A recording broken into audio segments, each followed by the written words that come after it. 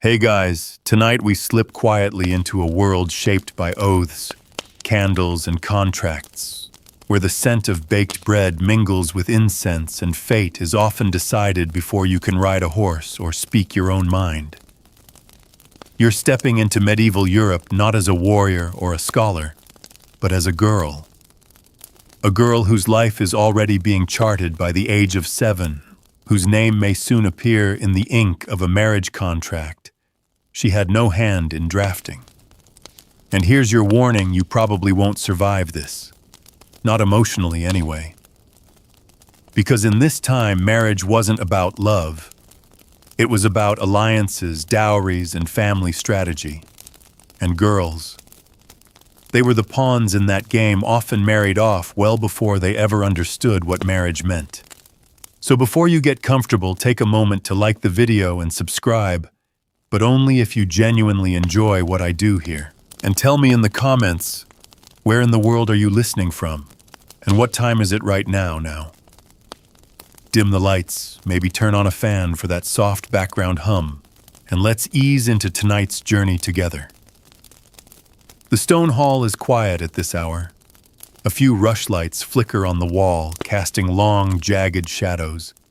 You slip through a narrow corridor and into a small private chamber, where a girl not older than 10 is being fitted for a new gown. Her mother adjusts the lacing, while 2 maids murmur approval. The girl stares forward, not speaking. Her hair has been brushed and bound, and her shoes, recently polished, pinch slightly. Tomorrow, she will meet the man she is supposed to marry. She has never spoken to him, and yet her whole life is about to be tied to his, quite literally. You glance around and begin to notice the furnishings of her life. A carved wooden chest for linens, a half-finished sampler stitched with stiff little crosses, a doll whose face is faded from handling. These things all belong to a child. And yet here she is, preparing for betrothal. In medieval Europe, especially among the nobility and landed gentry, girls were often betrothed by the age of 7 or 8. Betrothal wasn't marriage exactly, but it might as well have been. It was a formal binding agreement between families. 2 houses would agree that their children, often still in the nursery, would eventually marry. In some cases, the children met immediately. In others, they wouldn't meet until years later. But from the moment the ink dried, their lives were yoked together. You pass through another chamber where a father and uncle sit hunched over a small table, candles flickering between them. A document lies open, its Latin text clear and impersonal. You can't read all the words, but you understand what it means. Dowry, land rights, vassalage. The girl's marriage isn't just a union, it's a transaction. Her body, her lineage, her reproductive future, it's all collateral.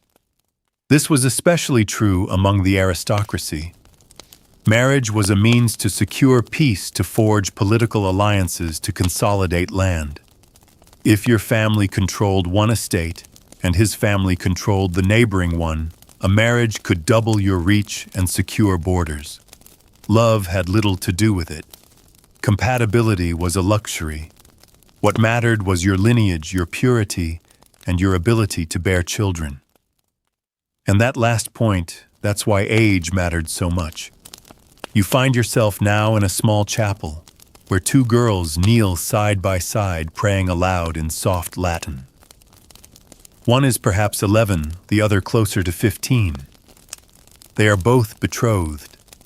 The older one will marry soon, perhaps this summer, when the roads are dry and guests can travel.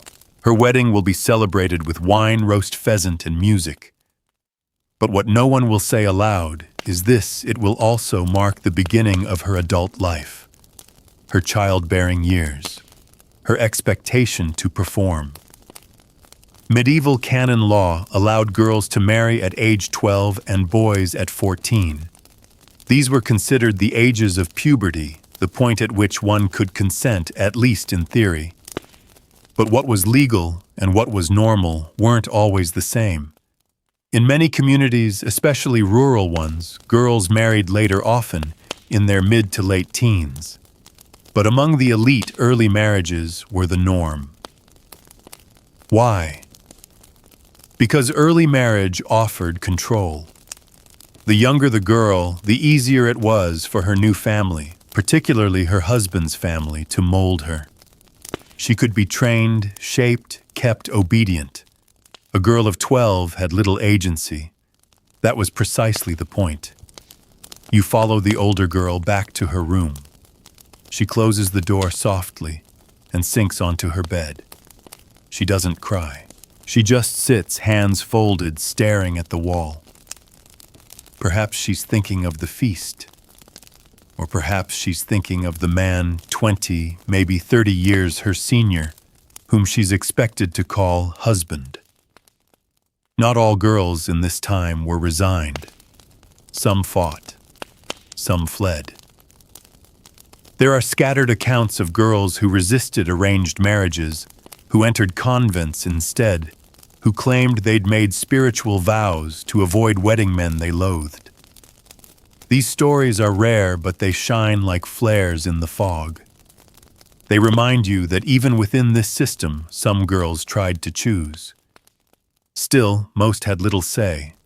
In the morning, this household will prepare for a formal gathering. The family of the groom will arrive. There will be gifts, toasts, prayers. The priest will bless the betrothal. Perhaps the marriage itself will follow within months, or perhaps not for a few years. But one thing is certain, the girl's future has been set. As you step quietly out into the courtyard, you hear the soft lilt of a lullaby coming from the servants' quarters. A nursemaid rocks a child barely older than the bride-to-be, and suddenly you feel the weight of the question. This whole story asks, what does it mean to be ready, not just physically, but emotionally, spiritually, mentally? In the medieval world, that question was rarely asked. Readiness didn't matter. Timing wasn't about the girl. It was about the strategy. And so the question becomes not just what age did girls get married in medieval times, but what choice did they ever have? And that's only the beginning. The morning breaks soft and slow, with a faint golden haze creeping over the manor's rooftops. Cockerels cry across the village and the kitchen fires are already hissing and cracking. You step into the garden dew still clinging to the grass, and the young girl from last night walks stiffly beside her mother, her gown freshly pressed, her eyes distant. Today, the family of her future husband arrives. Today, she is to be presented. You can feel the weight of the moment. Her future marriage, household, motherhood has already begun, even if she's never once imagined herself as a wife. In her world, imagining isn't required. What's expected is obedience and timing, and a silence that will be praised as grace. Across Europe, the age at which girls were married varied dramatically, depending on social class, geography, and economic circumstances. Among the aristocracy and royalty, girls could be married as young as 12 or even younger in certain cases if the match was politically urgent. While consummation might be delayed until the girl reached puberty, it wasn't always. Some girls as young as 12 or 13 found themselves wives in name and in function, expected to bear children, manage servants, and maintain household reputation, all before their childhood had finished unraveling. You step into a village now smaller, humbler, nestled against the edge of a forest. Here, the pace of life is different. The soil stains fingernails, and the seasons dictate survival. A peasant girl, perhaps 15, carries a bundle of firewood into her family's cottage. Her face is flushed, her shoulders strong. She's unmarried, but her time is coming. Here, girls might marry later than noble daughters often, between 16 and 19, because marriage means leaving home and no family parts with a strong working pair of hands lightly. For these families, marriage is a matter of resources.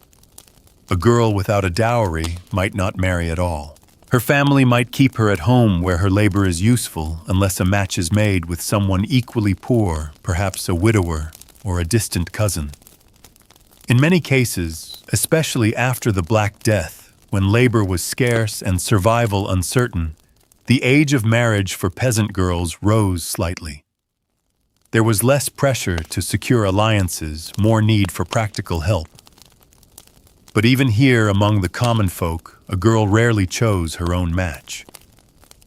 You step inside a cottage where a girl sits on a low stool peeling vegetables. She's quiet, except when asked to speak. Her father across the room speaks with a visiting farmer about livestock, but it's clear the real conversation is about her. The dowry is small, a goat, some fabric, a bit of grain. The groom-to-be is 35, twice her age, but with land. Land means stability. Land means a future. In many parts of medieval Europe, dowries weren't just for the rich. Even among the poor, a girl's marriage prospects were deeply tied to what she could bring to the union. It wasn't about her smile, her laugh, her curiosity. It was about economics. You return to the manor house later that afternoon, where the betrothal ceremony is taking place. The girl stands stiffly between her parents wearing a circlet of woven herbs and ribbon. Her betrothed, a tall boy, barely a man, smiles awkwardly. A priest blesses the union, calling upon the saints to guide their future. Gifts are exchanged. Witnesses nod in approval. It is a binding agreement now. Later, you overhear her mother say she was younger when she married, and that she'd been terrified too. "But you grow into it," she says. "You learn." The girl nods, but her eyes stay on the floor. It's a quiet reminder marriage at a young age was often generational. Girls learned it from their mothers. Not the details, those were whispered in kitchens and behind curtains, but the shape of it, the inevitability, the rhythm of being handed from one family to another. A life of submission softened only by routine and the occasional kindness. In convents, however, the rhythm changed. You step into a stone chapel now, where novice nuns in pale habits chant in Latin. One girl stands apart, younger than the others, her lips moving hesitantly. She was offered to the convent as a tithe, a sort of spiritual dowry, when marriage was not an option. Perhaps her family had no means, or she refused a match, or she was simply the second daughter and they couldn't afford 2 weddings. For her, this is the alternative. A life not of marriage, but of chastity. In theory, a choice. In practice, another form of assignment. It's important to remember that for many girls, the age of marriage wasn't about readiness. It was about transfer, from father to husband, from one authority to another. A girl might be 12, 13, 14, but if she was fertile, if her body had begun to change, that was enough. The rest would catch up. And yet, despite this, there were moments of agency, rare, fragile moments. A girl who ran away to the church, a widow who refused to remarry, a peasant girl who simply stayed home unwed and helped raise her siblings. These women existed.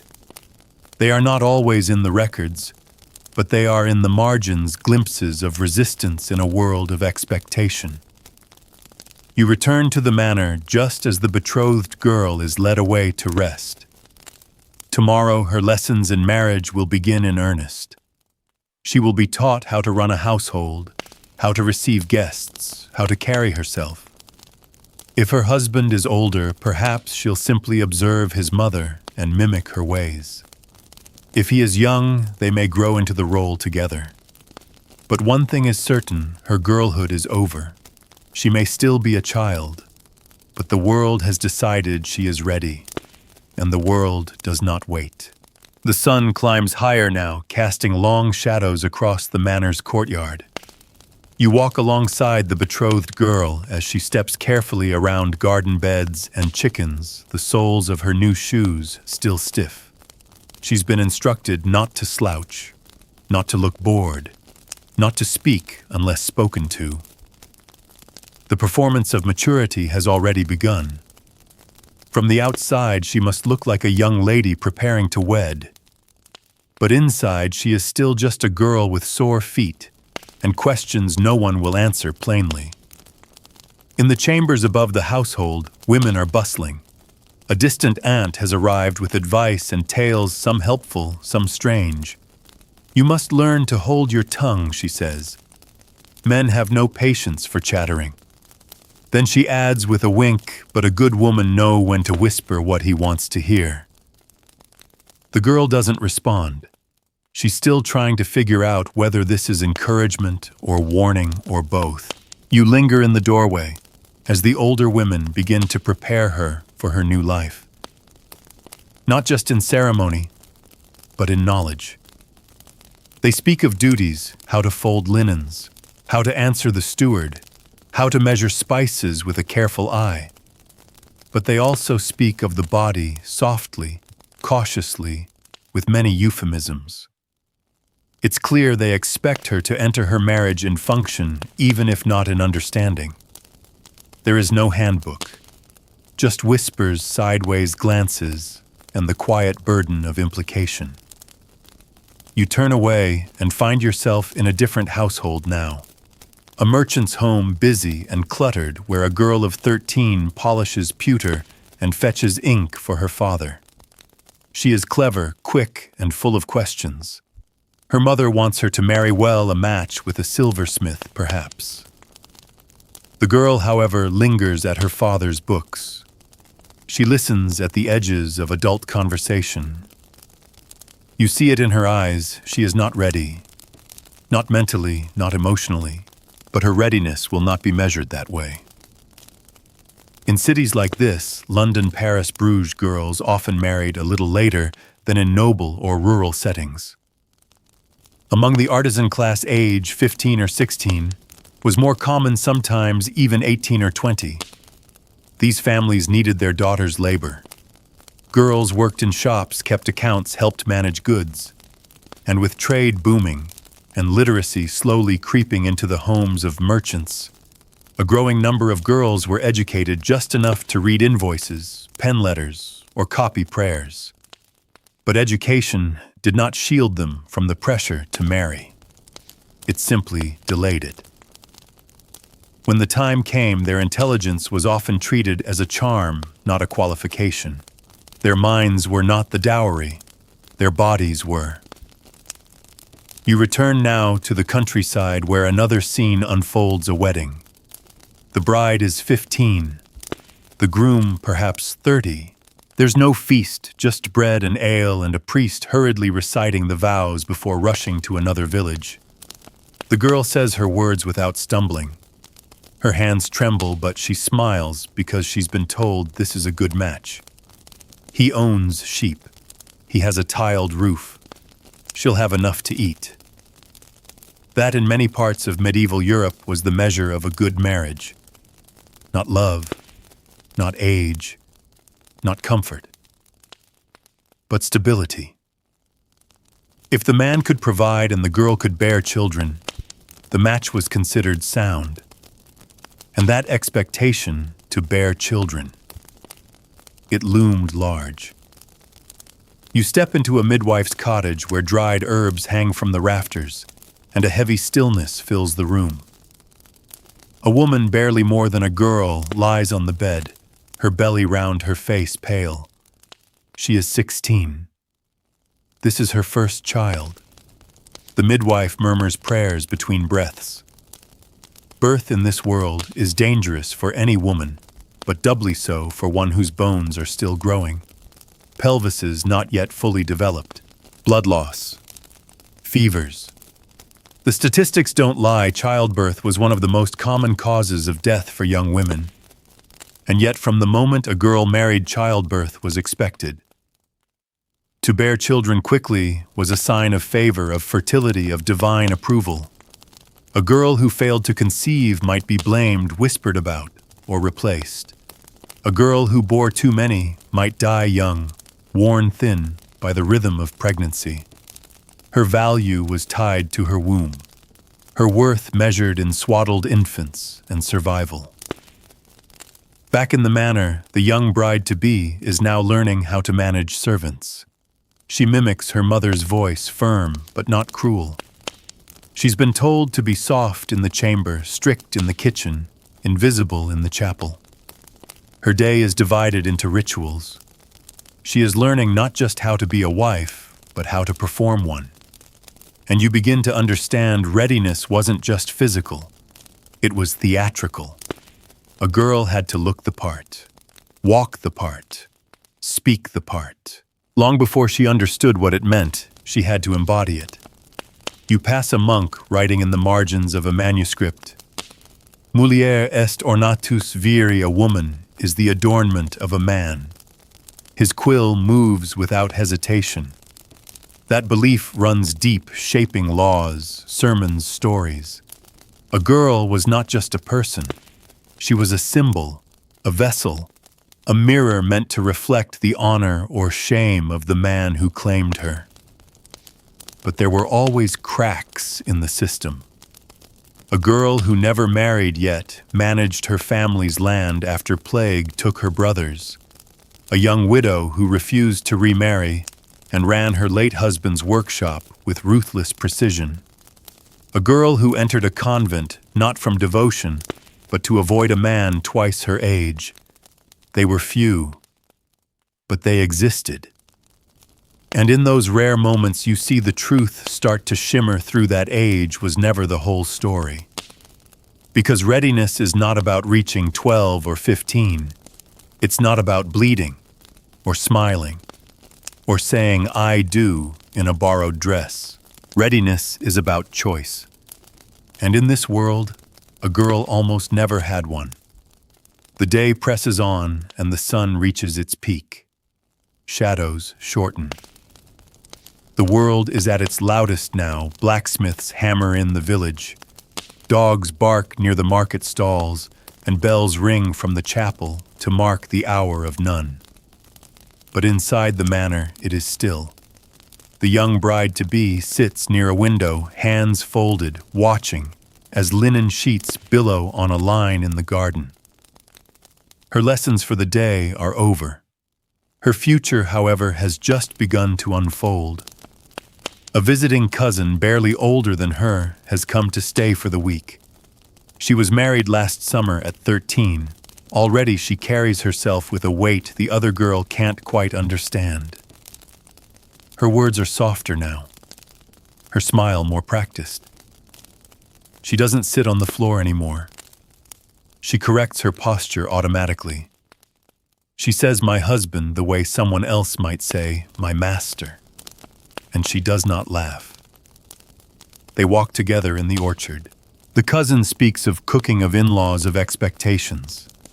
She's not unkind, but everything she says is spoken with the flatness of someone who has already accepted a life that was never hers to choose.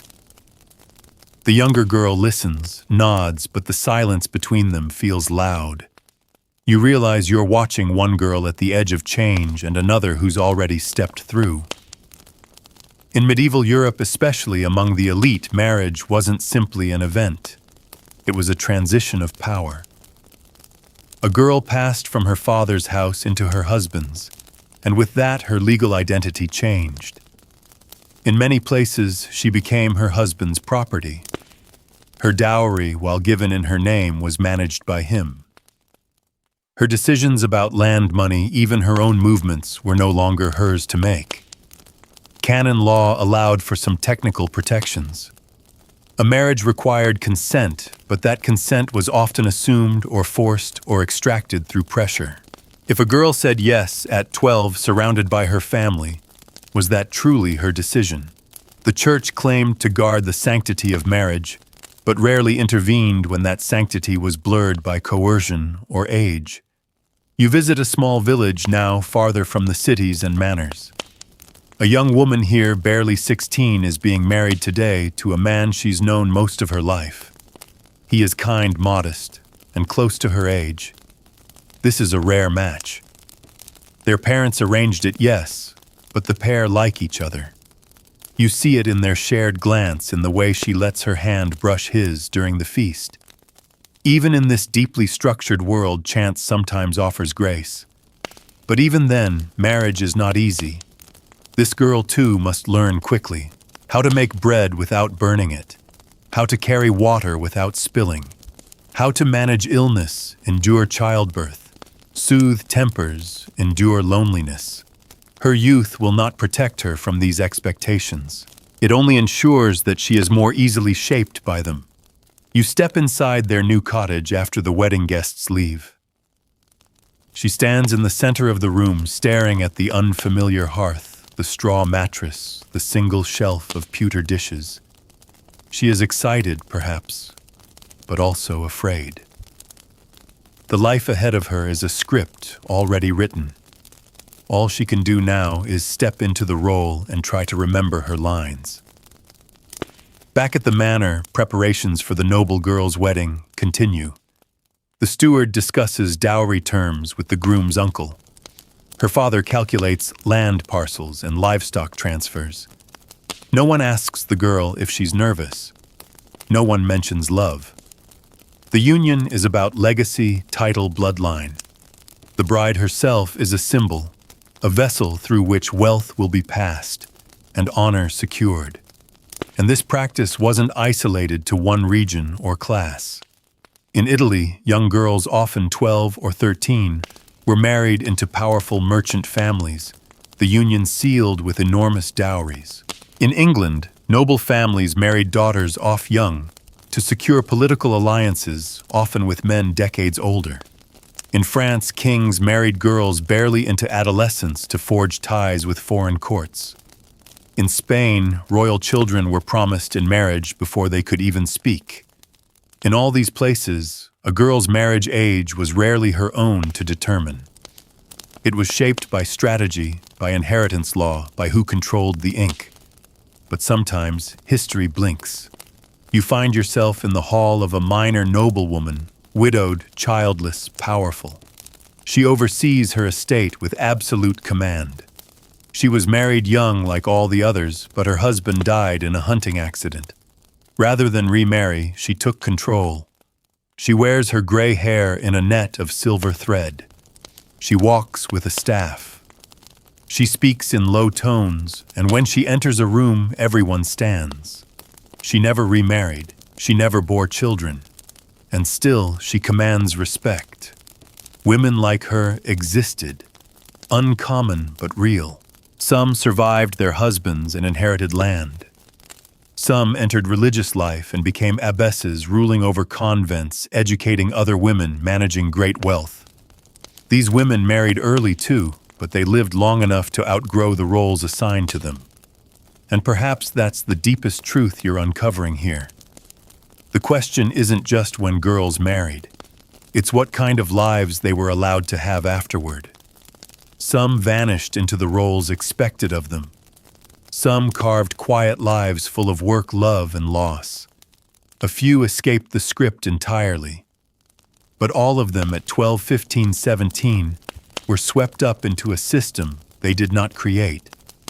And now, as the light fades and the day begins to lean toward evening, the girl in the manor stands once more before the window, watching the clouds roll in over the trees. She's been promised.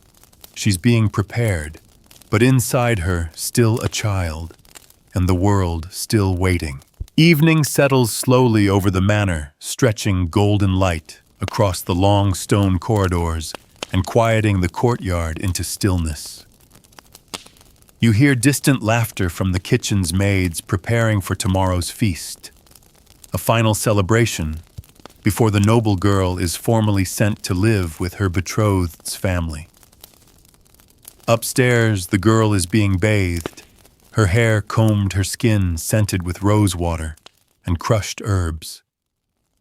It's a ritual of transition, one that whispers you are no longer a child, even if your heart hasn't caught up yet. You walk through the hall where the family's tapestries hang woven scenes of noble weddings, maidens crowned with flowers, couples standing before altars, stiff and wide-eyed. The women in the images are always calm, always graceful, always still. But these scenes don't show what comes next. What comes next is the part no one paints. You follow the girl as she's led by her governess into a smaller room, the chamber of instruction. Here, a senior matron, long since married and widowed, shares with her the final words no one else dares speak aloud. She doesn't use crude terms. She doesn't explain too much. Just enough for the girl to understand her body is now a gift she is expected to give. She tells her to be quiet, to smile, to obey, to endure. This was common. Most medieval girls received only the vaguest instruction about what was to happen on their wedding night. The church frowned on too much candor, and mothers, especially noble ones, often left those conversations to governesses, dowagers, or priests. Girls married at 12, 13, 14, and were expected to figure it out.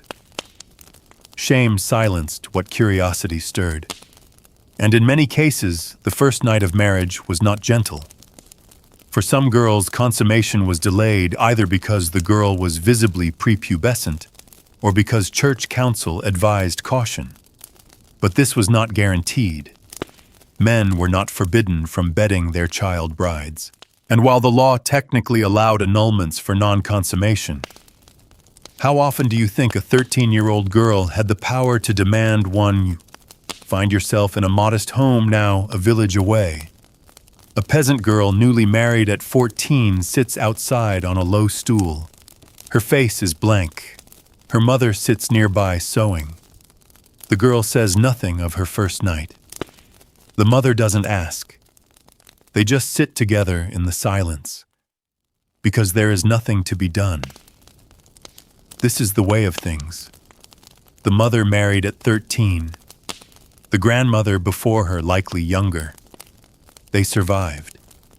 And survival was the only goal. In the years that follow, the girl's body will not be her own. She may bear 5, 6, even 10 children. Her womb will mark the rhythm of her life: conception, miscarriage, birth, nursing, recovery, then again. She may lose children, she may lose herself, and still she will be praised if she smiles, if she serves, if she stays small. You return to the manor where a different lesson unfolds. The girl wrapped in a linen shift sits on a stool while her aunt teaches her how to speak to her husband's mother, how to serve at table, how to fold a letter in the proper way. She's told not to argue, not to correct, not to stare too long at anything. Every gesture is now performance. Every word has consequence.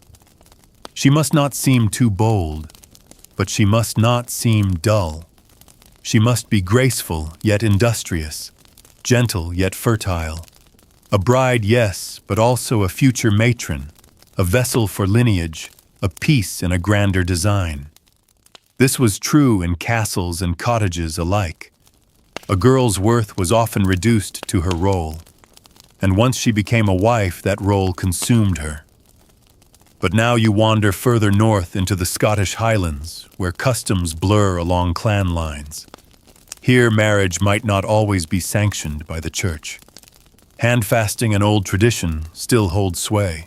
A girl and boy close in age may pledge themselves for a year and a day, a sort of trial marriage.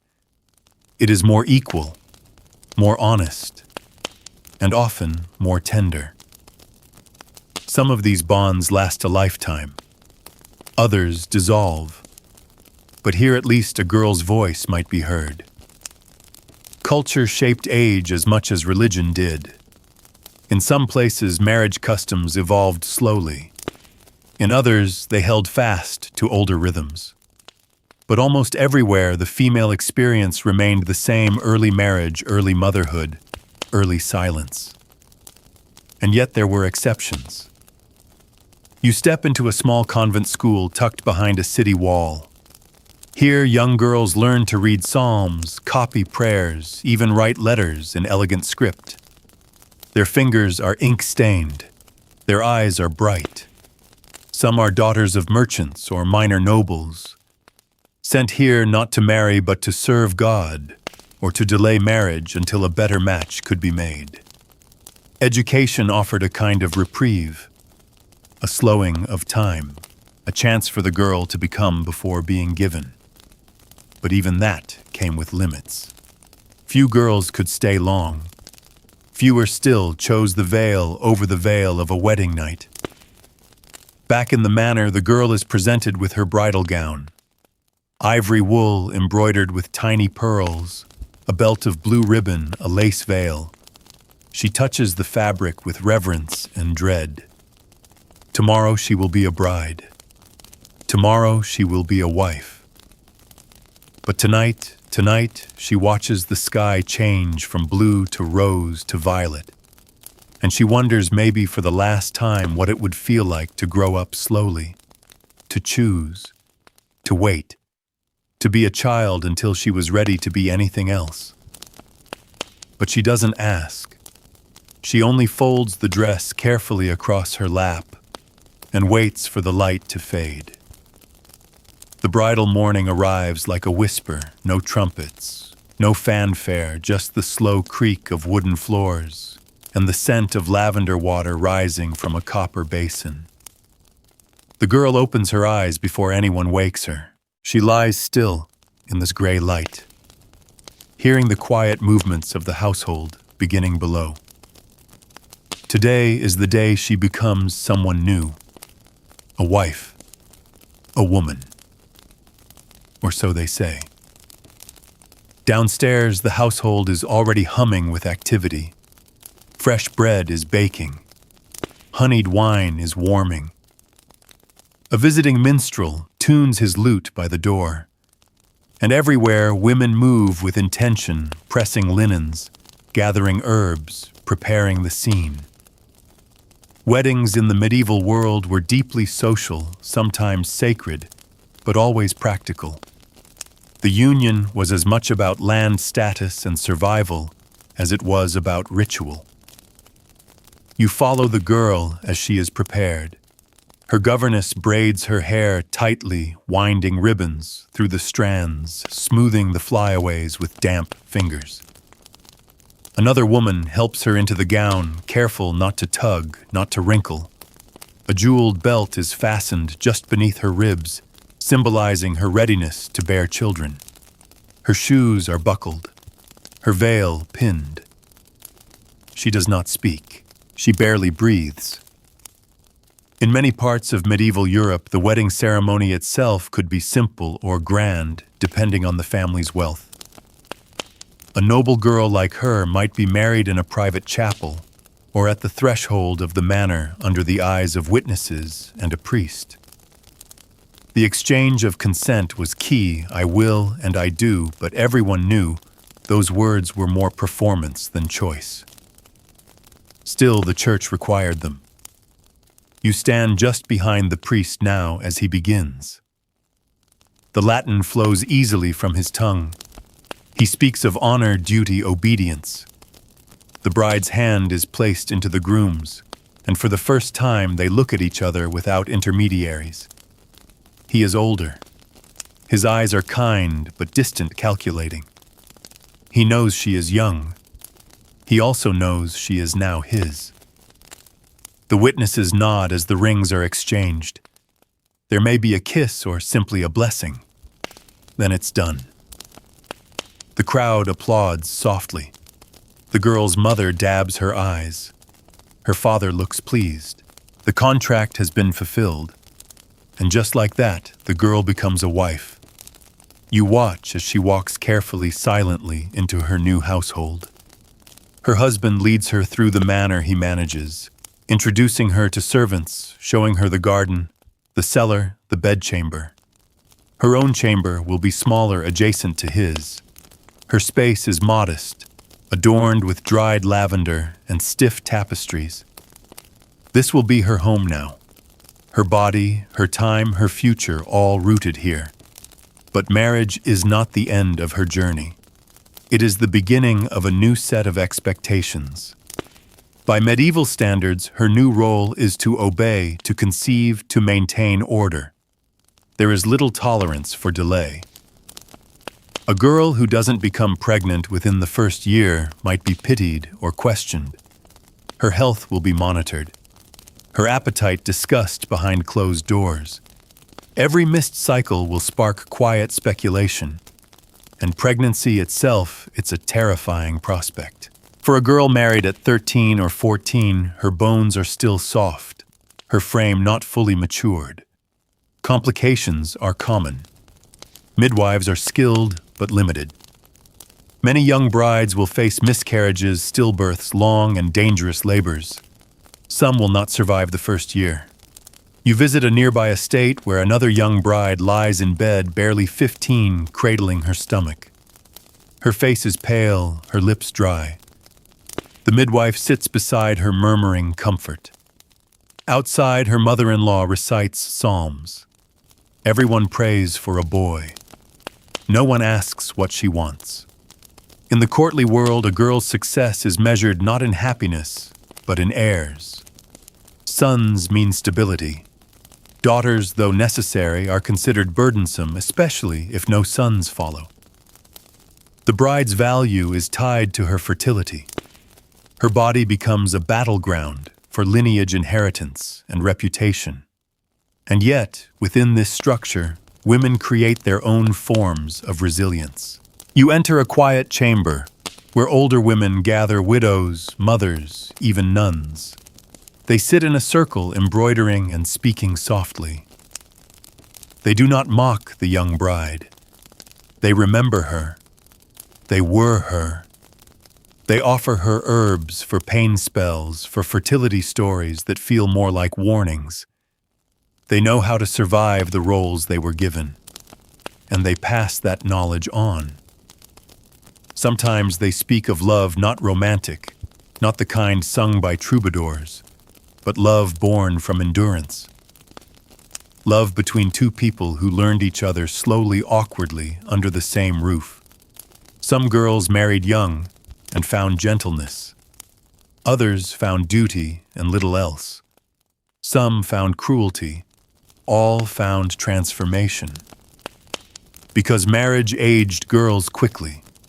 By the time she is 16, the young bride might have buried a child. By 18, she may have two of her own clinging to her skirts. At 20, she could be a widow managing land and debt. Or she might be pregnant with her fifth, her health fragile, her hope thinning. You walk back to her chamber late that night, the feast long over, the guests dispersed. The girl sits at her window in her shift, her hair unbraided now, her face bare. She watches the stars with the quiet of someone who no longer belongs entirely to herself. She has passed from girl to woman, but not by choice. And in the silence she wonders, as so many before her have, how long she will last. How many winters, how many children, how many years of walking hallways where her voice is not the loudest, and still she does not cry.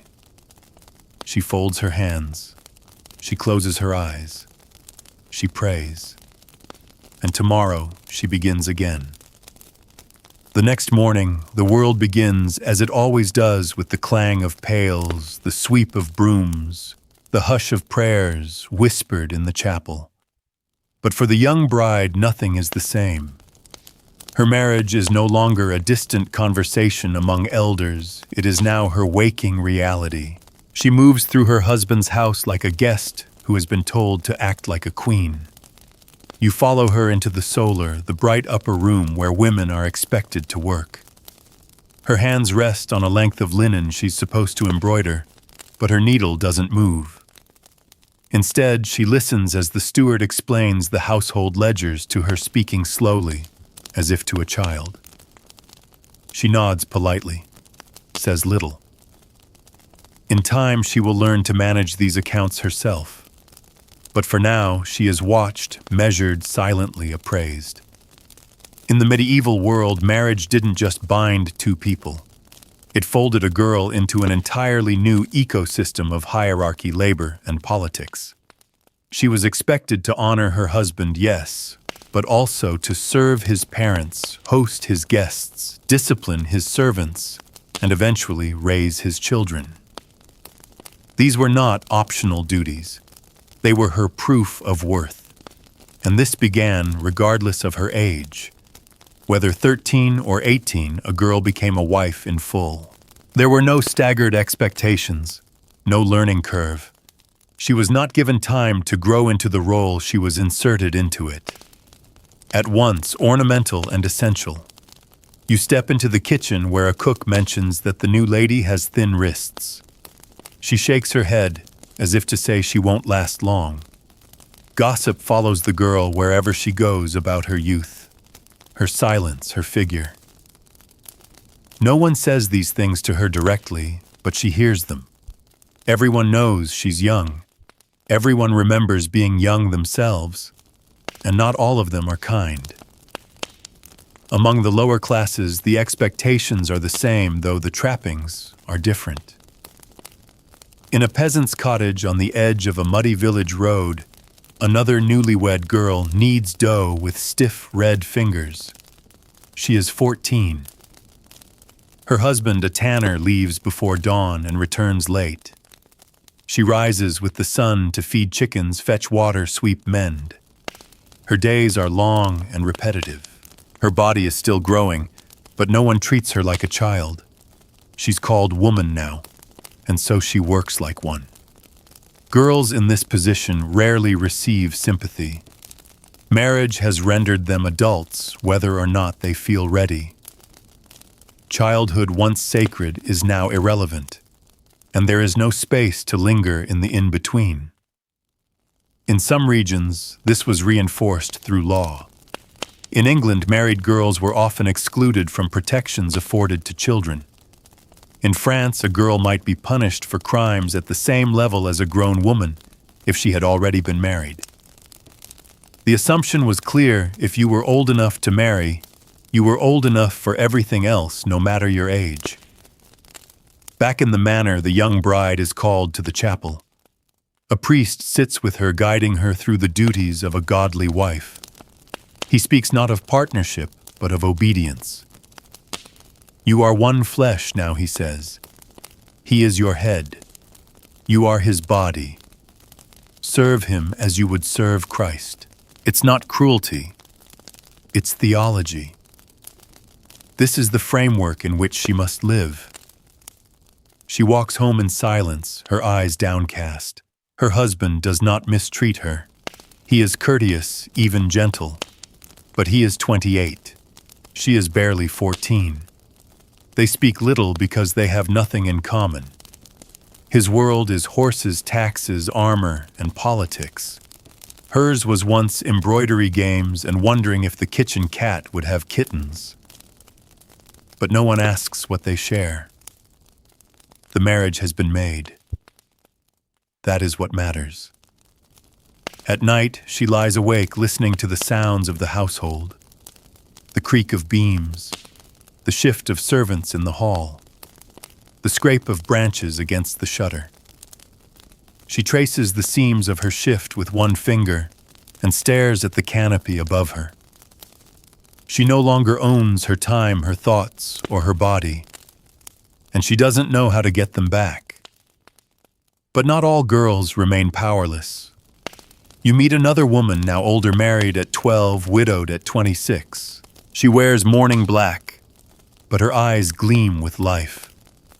Her husband's passing left her with property, wealth, and a choice. She never remarried. Instead, she manages her own estate, oversees her fields, and is respected by every man who once dismissed her as a child bride. She is an exception, but she proves a point: survival, though rare, can lead to agency.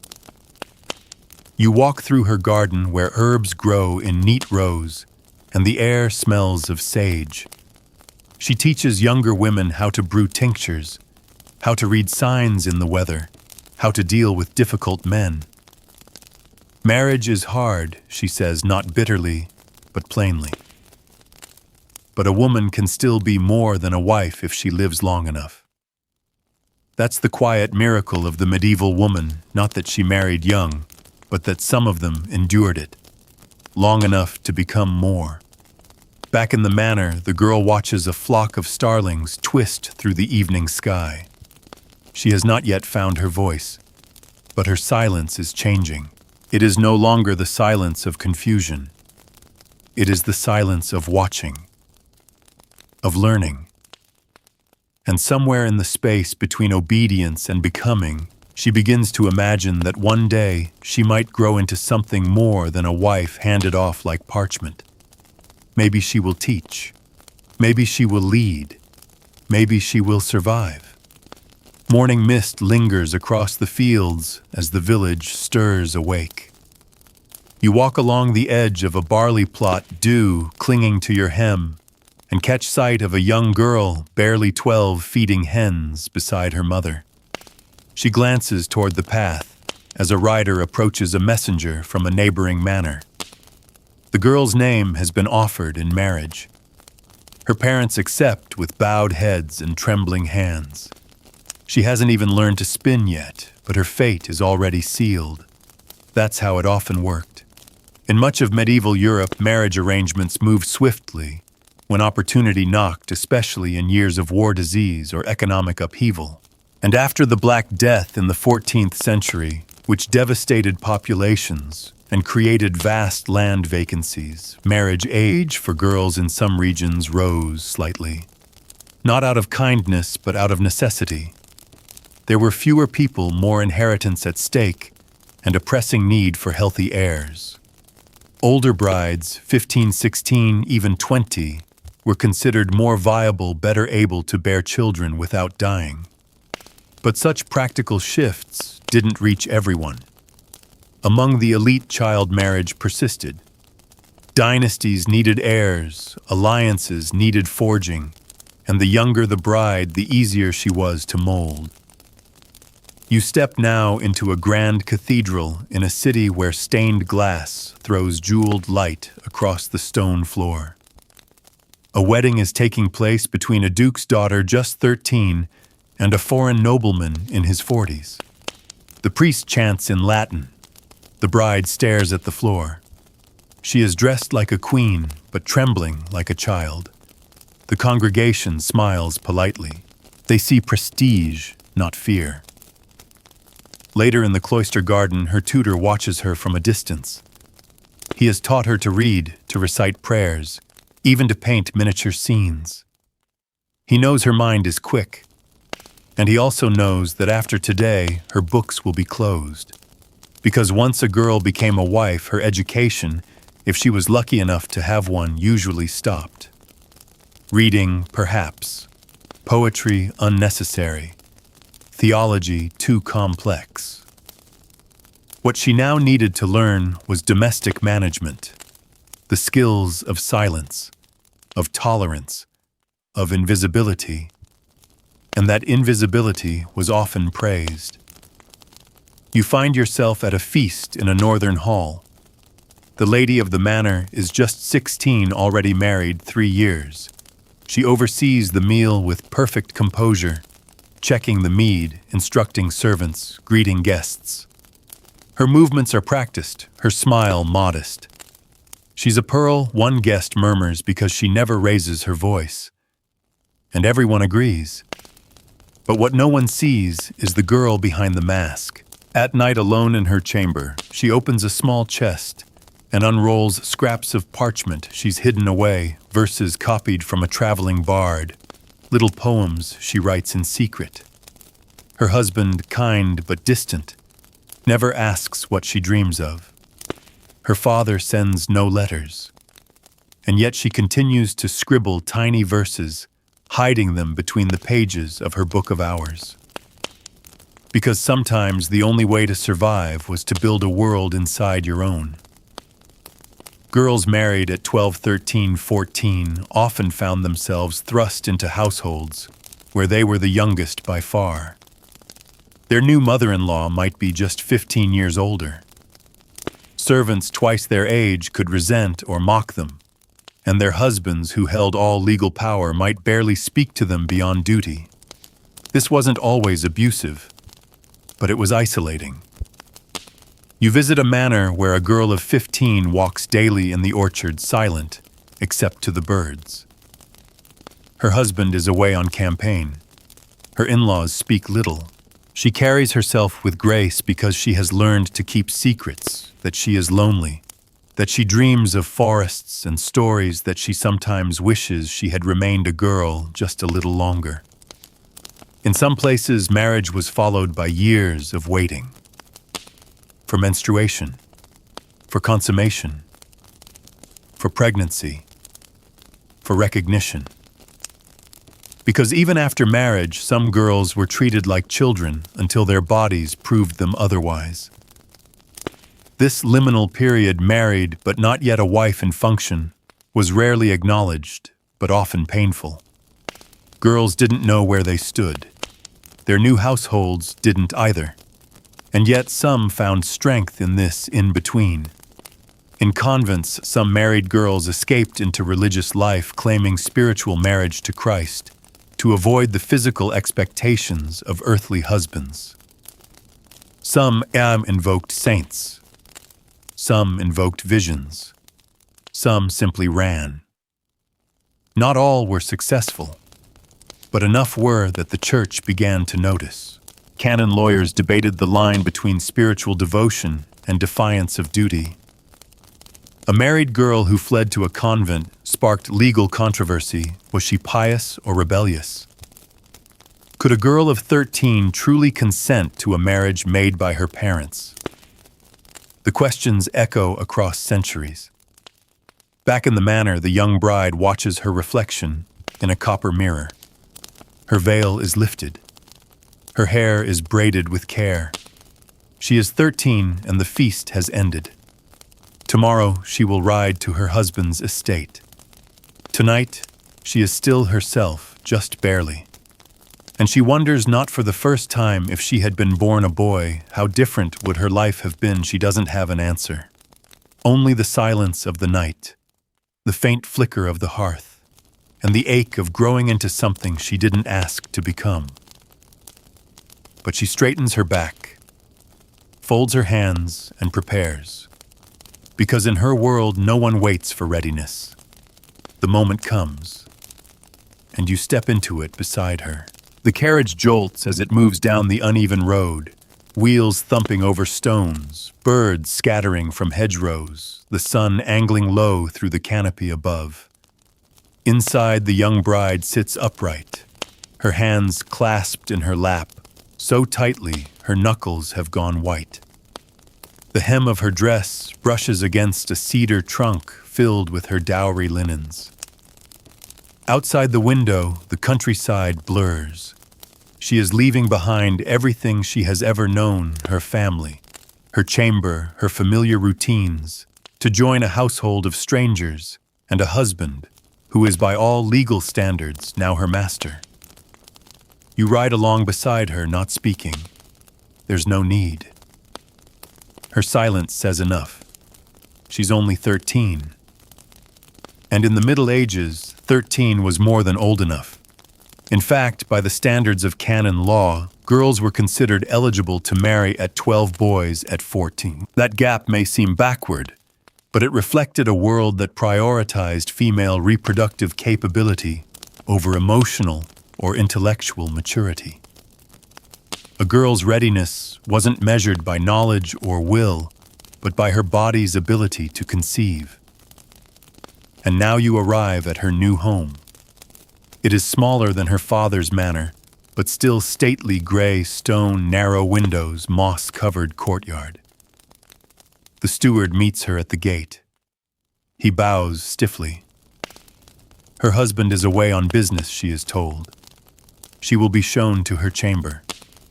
She will learn the routines.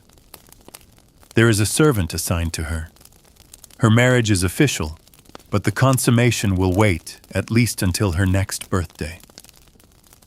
Maybe. This period between marriage and consummation was both a grace and a pressure. In some cases, consummation was indeed delayed for physical or moral reasons.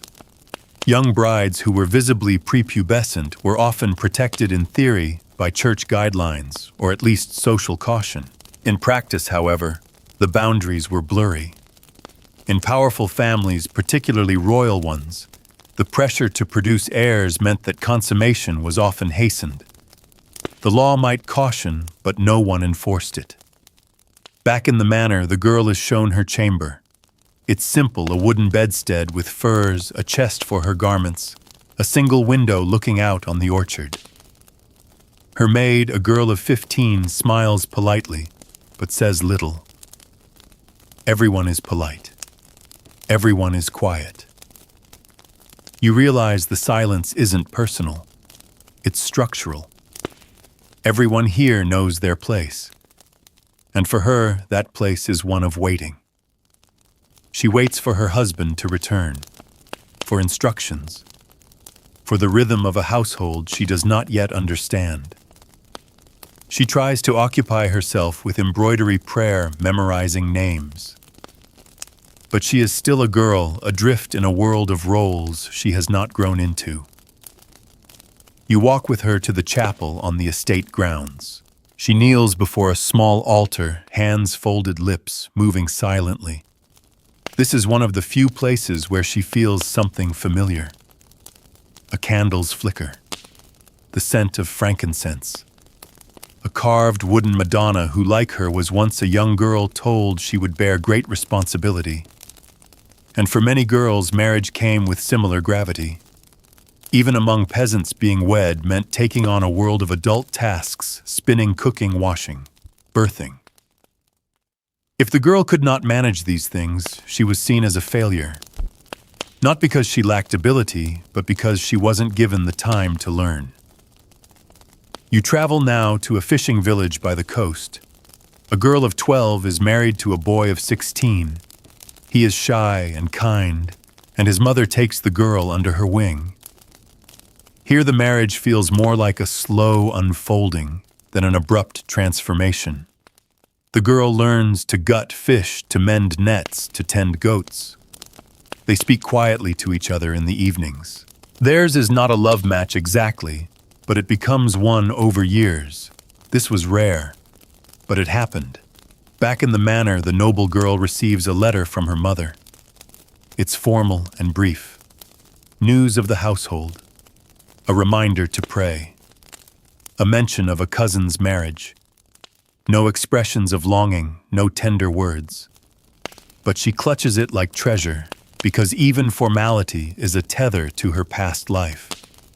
She reads it again and again until the corners fray. She begins to observe the people around her, the steward, the cook, the washerwoman, and slowly she learns. Not just about duties, but about survival. Who to trust, when to speak, what kindness looks like in a place where no one uses the word. You sit beside her one evening as she practices her handwriting. She dips her quill too far, and ink blooms across the page like spilled wine.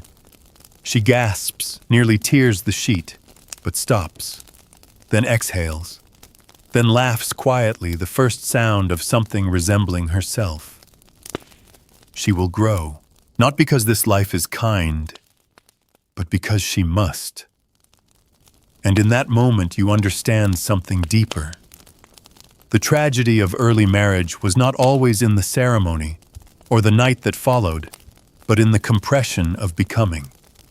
In how a girl was forced to pack decades of maturity into a single year. In how her dreams had to shrink to fit the room she now lived in. Still she writes. Still she prays. Still she dreams, though she never says it aloud.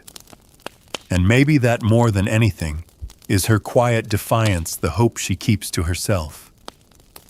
The seasons begin to shift. The leaves curl at their edges, trading green for rust and gold, and the light slants lower across the fields. You feel it in the air, the world is preparing for winter. And so is she. The young bride, still barely 14, walks the garden path now with more confidence. She knows where the rose hips grow, which servant to ask for herbs, how many loaves to order for a gathering. These are small victories, but they are hers. They shape her world. They steady her feet, but marriage is still a puzzle she's trying to solve. You see her at her writing desk, scratching out a careful letter to her mother in the formal hand she's learned. She writes of the weather of a neighbor's hunting accident, of the goose that keeps pecking at the kitchen door. She says nothing about loneliness, nothing about waiting. Her words are polite, performative, cloaked in the language of everything is fine, because girls weren't expected to confess discomfort, especially not in writing, especially not after marriage. In noble households, everything a girl did was observed by servants, guests, in-laws, even visiting clergy. A single wrong word could be repeated in a dozen ears by nightfall. Reputation was not just fragile, it was currency. A young wife had to protect it like gold. And the most dangerous threat to that reputation, her own emotions. You sit with her as she listens to two older ladies discuss another noblewoman who wept too often after her marriage. They tut and shake their heads. She made her husband look weak. She should have been grateful. The young bride says nothing. She files it away. Because in the medieval world, gratitude was expected. Gratitude for the marriage, the roof, the meals, the protection, even when none of it had been her choice. Gratitude became armor. It disguised disappointment. It made obedience easier. But not all girls wore it so easily. You travel to a different corner of the countryside. In a bustling merchant town, a 14-year-old bride has just run away. The news spreads like wildfire. Her parents are furious. Her husband is humiliated. A priest is dispatched to bring her back. She will learn her place, he mutters. We cannot have girls choosing their path. And just like that, her flight becomes a scandal. Not a cry for help, but a breach of order. Most girls didn't dare resist. They didn't flee. They complied. But resistance took many forms. Back in the manor, the young bride finds hers in subtle ways. She refuses to speak Latin in confession, even though she can. She delays her morning duties by tending to the garden longer than necessary.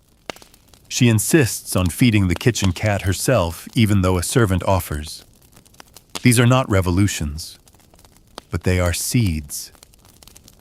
And in some rare cases, marriage did become a place of learning. Her husband returns from weeks away. He is not cruel. He asks her opinion about the harvest. He praises her for managing the household well. At dinner, he listens when she speaks. Their conversations are brief but careful. She begins to see that marriage is not only a structure, it is also a negotiation. One that, if handled well, might allow room for growth. Still, she doesn't let her guard down. She has seen too many women vanish into their roles like ghosts swallowed by stone walls. She has seen her friend married at 12, become a mother at 13, and a widow by 15, buried in the churchyard with only a wooden cross to mark her life. You kneel beside that grave now, reading the name carved in rough lines. No title, no dates, just Marjorie, wife. As if that word alone told her story. But it doesn't. Because within every young wife's silence is a history untold. You return to the manor where the girl, no longer quite a girl, has begun writing again. Not just letters, but lines, thoughts, memories. She keeps them hidden under the rush mat near her bed. They are not poems exactly, more like whispers in ink. I miss the sky from my old room. He said I could learn to ride in spring. I think I dreamed in French last night. Small thoughts, but they matter. Because for a girl married young, the mind was often the last place left untouched. And she's beginning to understand that protecting it is not rebellion. It is survival. In the convent nearby, a former noblewoman turned abbess teaches other girls this lesson too. You must tend to your thoughts, she tells them, like a garden behind a locked gate. If you don't, they'll turn wild or worse, wither.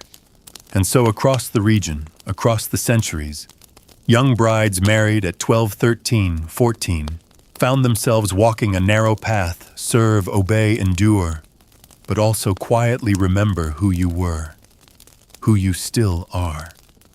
Back in her chamber, the young wife closes the shutters against the evening wind.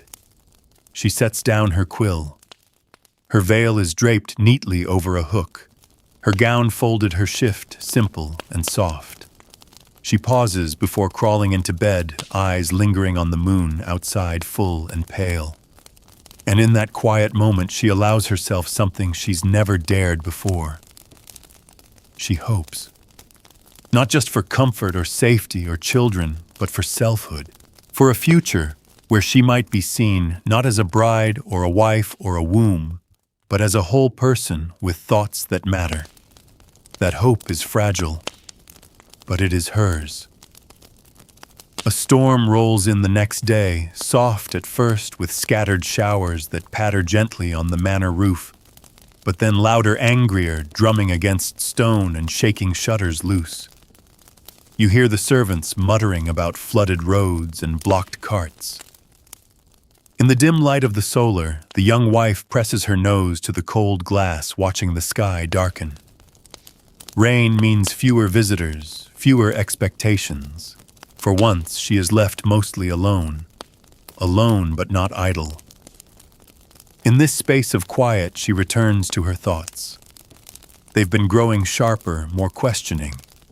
She still performs her role, offering prayers, managing the pantry, nodding politely at the steward.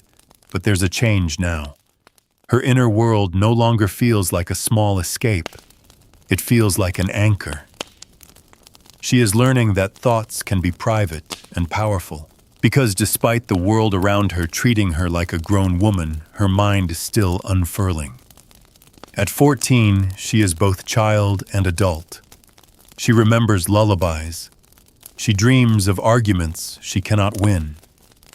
She thinks of her younger sister back home, still allowed to run barefoot in the orchard, and wonders, when did my life stop being mine? And yet, she doesn't collapse under that question. She examines it.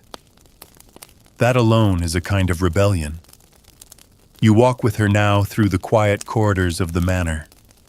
The air smells of damp wool and beeswax. In the library, a room she was once told not to enter without permission, she finds the steward absent. She dares to step inside. There are not many books, and most are in Latin, but she runs her fingers along the spines anyway. One written in French catches her eye. It's a book of hours, filled with prayers, yes, but also illustrations. She turns the pages slowly, drinking in the colors, the delicate gold leaf, the faces of women drawn with halos, and halos alone. And she wonders, were they ever girls too in medieval texts? Women are often saints, martyrs, or sinners, not daughters, not confused, not caught between obedience and personhood. There's no room in the margins for someone like her, a young girl made wife, before she understood the weight of either title. But perhaps that's why she keeps writing in secret. You peek beneath her bed and find her tiny journal growing thicker. She's begun listing things she misses, the way sunlight filters through linen, the feel of her old dog's fur, the sound of her mother's laugh. She also writes things she's learned, that dried thyme keeps away moths, that the steward has a limp when it rains, that one of the cooks hums when nervous. These are not lessons from books. They are lessons from watching, from enduring. And endurance was an unspoken curriculum for married girls. They endured the loss of youth. They endured the reshaping of identity. They endured the physical pain of early childbirth, the emotional toll of misplaced affection, and the silent grief of having no say in their own path. Some endured and became hardened. Others endured and became wise. She is still in between. One evening, her husband returns earlier than expected. He brings her a comb carved from bone. It's not a grand gift, but it's personal. She thanks him softly. Later, she sets it on the table, stares at it. It's beautiful. It's practical. It's also a reminder her body, her hair, her presentation, it's all part of her duty. And yet when she combs her hair that night, she does it slowly, as if reclaiming the gesture. As if saying, "This is mine too." Because the strange thing about being married so young is that your body becomes known by others before it is known by yourself. You think about other girls, peasants and nobles alike, bathing in cold rivers, tending bruises, measuring bellies with their hands, unsure if their changes mean pregnancy or illness. There was no proper sex education, no sisterhood of open conversation. There were midwives sometimes and whispered warnings. But mostly girls learned through pain and prayer. And even then, they were told to smile. You move now through a cramped cottage where a peasant girl married at 12 tends to her first child. She is only 15. Her body aches. Her husband is kind but distant. She has little to offer beyond work. And yet she sings to the baby softly, gently, as if casting a spell. The child blinks up at her unknowing, untouched by the burden she carries. These moments singing to a baby, combing one's hair, writing thoughts no one will read are small. But in the medieval world, they were powerful, because they were chosen. And when so much was dictated, the act of choosing even the tiniest thing felt like victory. Back in the manor, the storm subsides. The sky clears. The roads open again. Guests will return soon. Expectations will resume. But tonight, the young bride sits by the hearth, a shawl around her shoulders, her fingers ink-stained and warm. She is not a saint, not a martyr, not a perfect wife.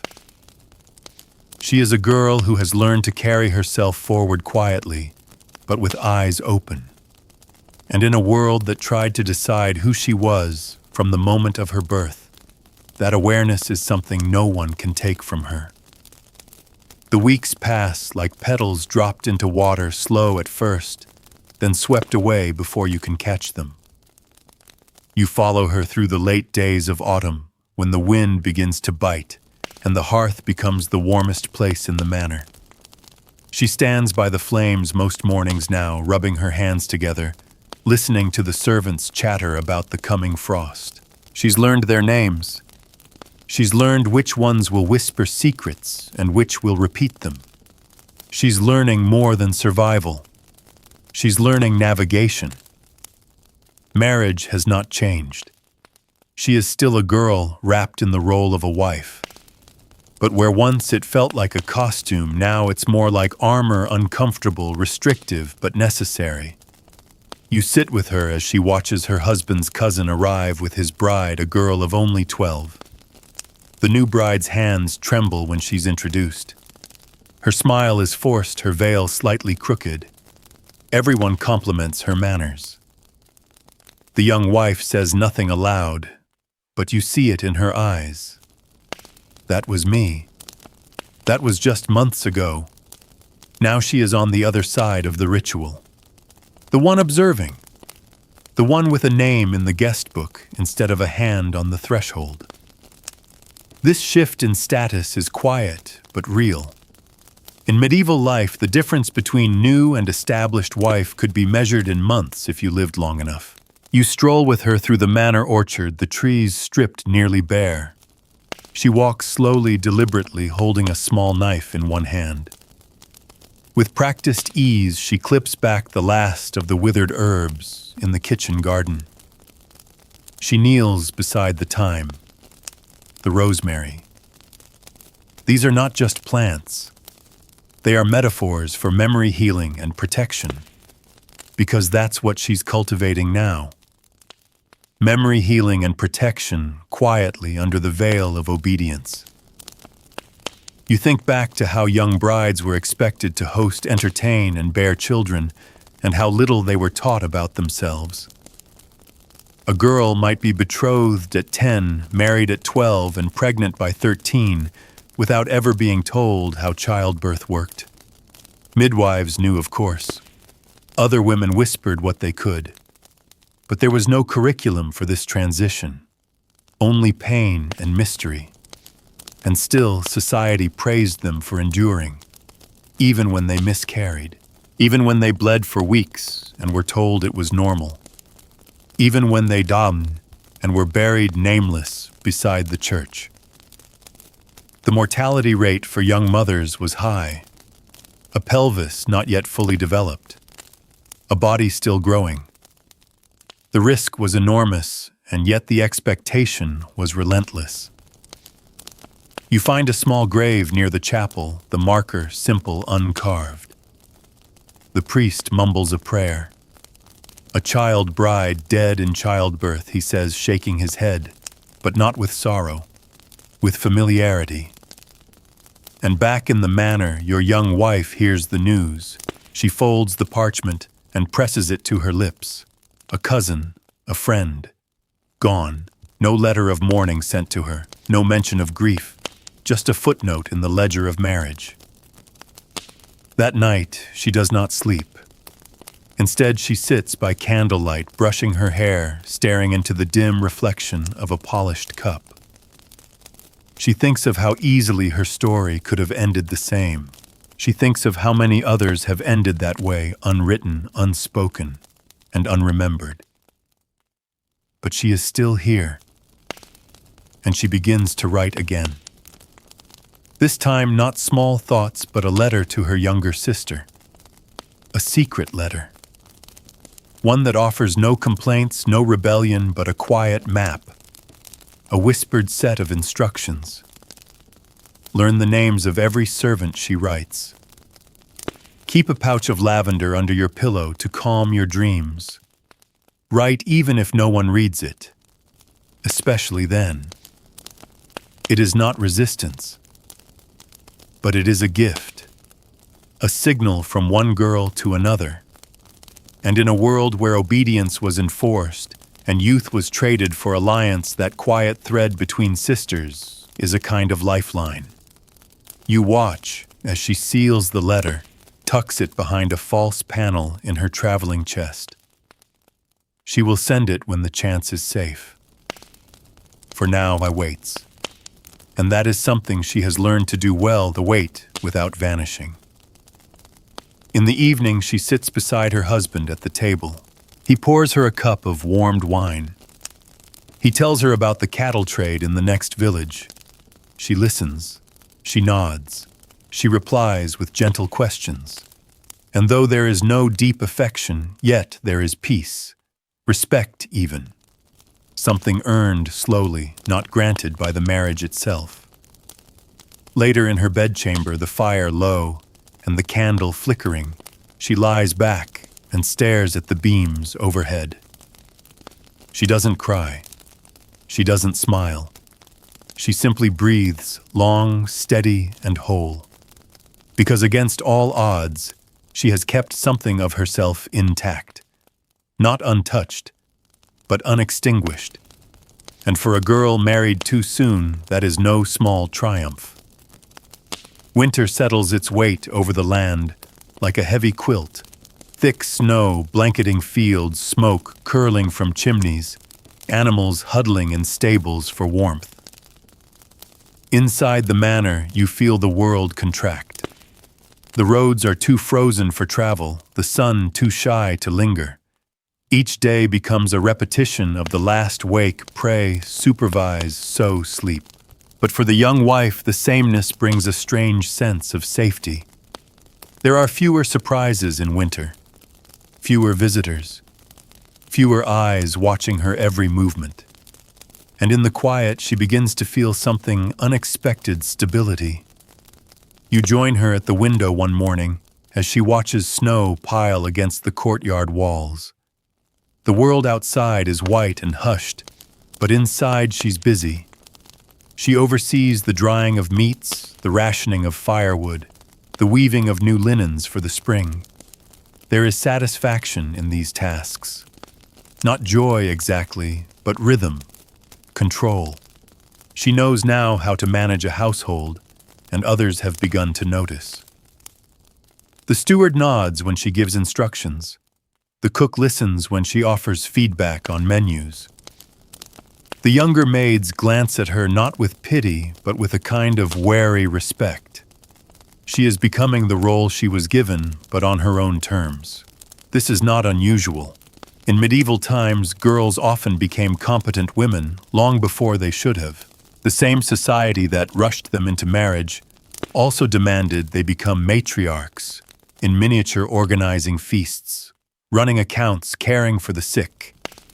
There was no real space for adolescence. You were a girl, and then you were a wife. That was the transition. No celebration, no preparation, just transformation. And yet some adapted, like her. One evening you follow her to the solar, where she's begun helping her husband review estate ledgers. He sits beside her, surprised, but not displeased. She has questions, real ones. She notices a discrepancy in the grain records. She suggests reallocating timber sales. He listens. It's the first time she feels like more than a name on a marriage contract, more than a body in a bridal bed. She is not just present, she is seen. But being seen carries its own risks. You hear whispers from visiting relatives. She's clever, that one. A bit too clever, perhaps.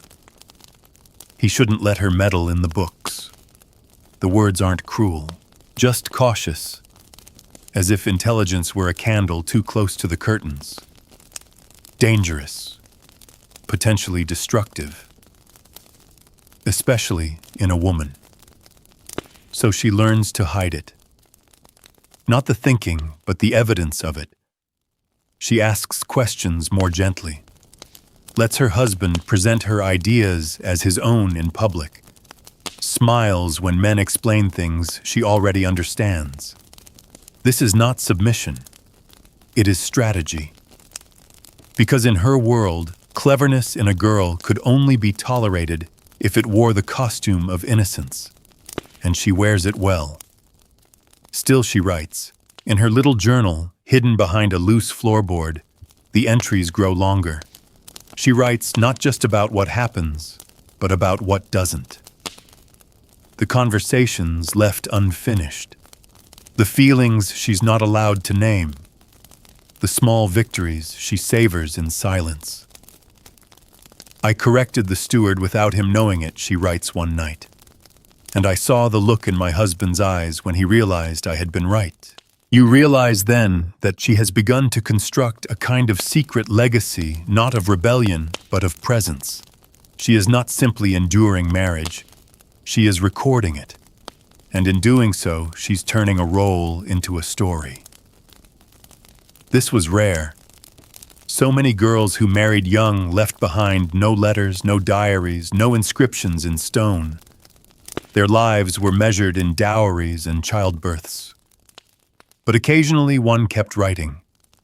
And centuries later, historians find them tucked into bindings, scribbled in margins, preserved by accident. A name, a verse, a sigh on paper. And now you understand why she keeps going. It's not just to make sense of her life. It's to claim it. She begins teaching a younger maid to read. Quietly in the kitchen after the fire has died down. They use scraps of parchment, old psalms. The girl's eyes light up as the symbols begin to mean something. The young wife smiles not just because the girl is learning, but because she's passing it on. Knowledge, strength, thought. Because if the world insisted she become a wife at 13, she will insist on leaving something more behind. And she will do it carefully, patiently, layer by layer, like stitching embroidery into a veil, seen only if you look closely. That night, she wraps herself in wool blankets, listens to the wind howl outside, and thinks about her mother, about the letter she never sent, about the future that once felt like a door slammed shut. And now it's not wide open, but it's cracked, just enough. And in the world she is building quietly, slowly, deliberately, that crack is everything. Snow still lingers on the ground, but the sharpest bite of winter has passed. Ice no longer clings to every surface, and the air carries a promise faint. But there the scent of thaw, of soil, loosening, of days inching longer. You can feel it in her movements. The young wife, now edging toward 15, walks with a steadier gait. She speaks more clearly with less hesitation. She's grown not in stature, but in presence. She no longer flinches when addressed in the great hall, no longer waits to be asked before offering her view on matters of the household. She isn't bold, boldness is dangerous, but she has become something better, undeniably competent. And in the medieval world, that alone was rare enough for praise and risky enough for whispers. You pass through the manor with her as she visits the kitchens, the dairy shed, the storerooms. She asks questions, notes inventory, calculates expenses in her head. She notices which baskets have gone missing. She spots a firewood delivery short by 3 bundles. No one taught her to manage this estate. She learned it by watching, listening, surviving. And more than that, by caring. Because while marriage at 13 may have made her a wife on paper, it is choice that's finally making her a person. Her choices are small: when to speak, when to hold her tongue, when to raise her gaze or lower it. But they are hers. And each one stitches another thread into her identity. She is no longer only someone's daughter or someone's bride. She is herself. And yet in the quiet corners of her mind, the old girl still exists. The one who played beneath apple trees. The one who laughed with her sister over bread dough. She hasn't vanished. She visits sometimes like a ghost, reminding her of the life that could have been, if she'd had time to grow before being handed over like a ledger entry. But this life is not without its texture. You watch as she and her husband walk side by side through the outer courtyard. Their words are few, but their silence is easy. Not born of fear, but mutual accommodation. He still holds power. The law is still on his side. But he sees her now not as a burden or a symbol, but as a partner. She's earned it quietly, brick by brick. She receives a letter from her mother that week, longer than usual. It is filled with updates and small fondnesses. No apologies for the arranged marriage. No reckoning. But something softer, a tenderness between the lines. Acknowledgement. And that in this time and place is as close to grace as one can expect. She places it in a chest beside her journal. Everything matters now. You follow her into the small chapel on the manor grounds. She kneels and folds her hands, eyes closed. But she does not ask for deliverance anymore. She does not pray to be rescued. Instead, she whispers prayers for others. The sick cook, the pregnant maid, the girl she once was. And in that change you see the arc of her transformation. She has gone from needing protection to providing it. Later that night, she adds another passage to her hidden journal. This one is different, longer structured, almost like a chapter. I am not the same girl they gave away, she writes. They married her off. They gave her a dowry. They changed her name, but they did not erase her. She is still here. She watches. She grows. She chooses. And then she adds a final line: I may not have been ready, but I am becoming. It is not a declaration of defiance. It is not even a cry for justice. It is a witness, and in a world that silenced girls with veils and vows and velvet shoes, too small for their growing feet, bearing witness, was the closest thing to power. You rise and follow her to the hearth, where she sits with a servant girl sharing dried fruit and stories about childhood. They laugh softly. Their joy is quiet but sincere. Not forbidden, not forced, just simple. Human. And in this moment you understand something important. Even when marriage came too soon, even when a girl was handed off like grain to a granary, she could still build a self out of the silence. Not all did. Not all could. But she did. And in doing so, she carved a small invisible monument, in time not out of marble or stained glass, but out of breath and memory and words on parchment. And somehow, centuries later, you're here, reading it, knowing her, remembering. The thaw deepens. Snowdrifts collapse into puddles. The ground drinks greedily, and shoots of green nudge their way upward through softened soil. You hear birdsong again. The manor is stirring from its long winter nap, preparing for planting for Easter for guests. With it, she stirs too. She rises early now, not because she must, but because she wants to. The world is changing outside, and she feels that change within herself as well. Her limbs move with purpose. Her thoughts arrive clearer. There's less hesitation in her step, less fear in her eyes. She is still only 15, but in the medieval world, she has long since passed the threshold of girlhood. She is a wife, a household figure, a woman. Not because her body demanded it, but because society insisted.